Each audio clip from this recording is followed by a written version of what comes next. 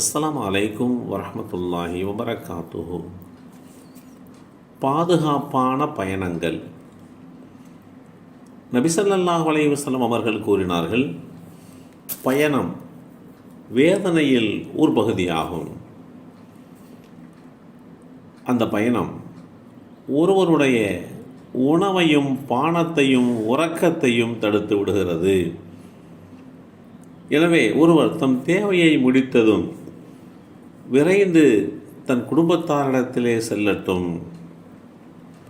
இந்த செய்தி அபூ ஹுரைரா ரலியல்லாஹு அன்ஹு அவர்கள் மூலமாக அறிவிக்கப்பட்டு ஸஹீஹுல் புகாரியிலே 1804 என்ற எண்ணிலே பதிவு செய்யப்பட்டிருக்கிறது.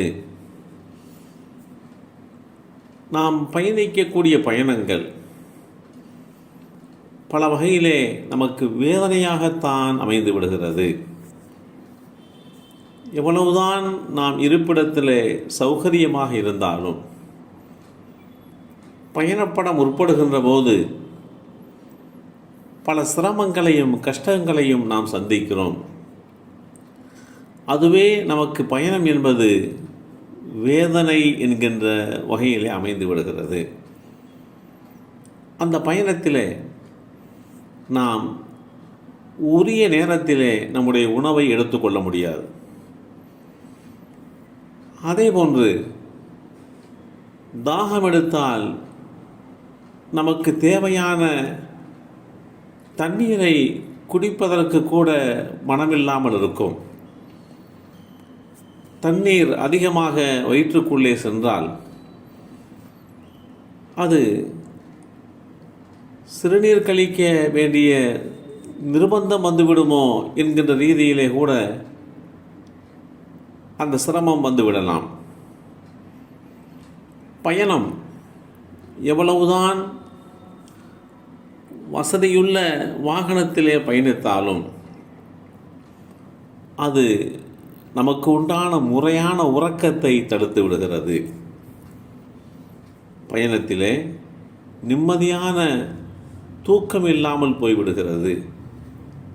நாம் வசிப்பிடத்திலே அல்லது வேறு ஏதாவது ஒரு இடத்திலே உறங்குகின்ற போது, ஓய்வெடுக்கின்ற போது நமக்கு கிடைக்கின்ற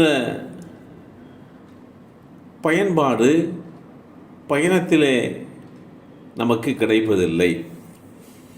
எனவேதான் அல்லாஹுடைய தூதர் ஸல்லல்லாஹு அலைஹி வஸல்லம் அவர்கள் பயணம் நம்முடைய தூக்கத்திற்கு இடையூறாக போய்விடுகிறது, இப்படியெல்லாம் முறையான நேரத்திலே உணவு எடுத்துக்கொள்ள முடியாதது, தேவையான பானத்தை குடிக்க முடியாதது, நிம்மதியான உறக்கமின்மை, இது மாதிரி உண்டான சிரமங்கள் இருந்ததனால் அல்லாஹுடைய தூதர் ஸல்லல்லாஹு அலைஹி வஸல்லம் அவர்கள் தாங்கள் ஒரு காரியத்திற்காக வேண்டி புறப்பட்டு சென்றால் அந்த காரியம் முடிந்தவுடன் நீங்கள் உங்களுடைய குடும்பத்தாரிடத்திலே வந்து சேர்ந்து விடுங்கள், அதுதான் உங்களுக்கு ஒரு ஆறுதலாக அமையும் என்கின்ற ரீதியிலே இப்படி சொல்லியிருக்கிறார்கள்.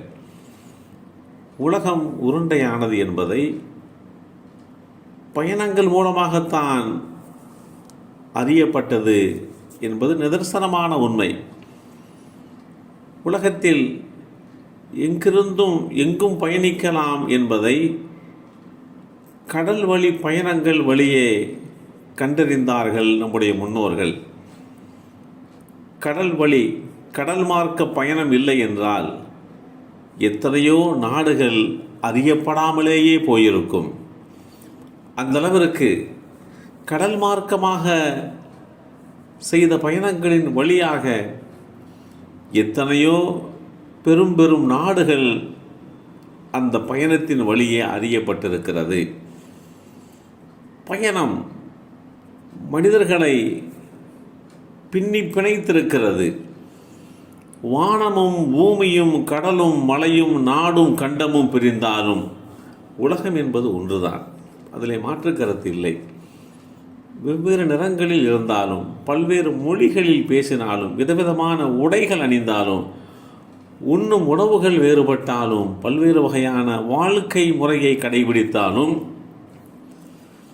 மனிதர்களுக்கிடையிலே அடிப்படையில் எந்த வேறுபாடுகளும் இல்லை என்பதை பயணங்கள் மூலமாக உலகம் அறிந்திருக்கிறது என்பதை புரிந்து கொள்ள கடமைப்பட்டிருக்கிறோம்.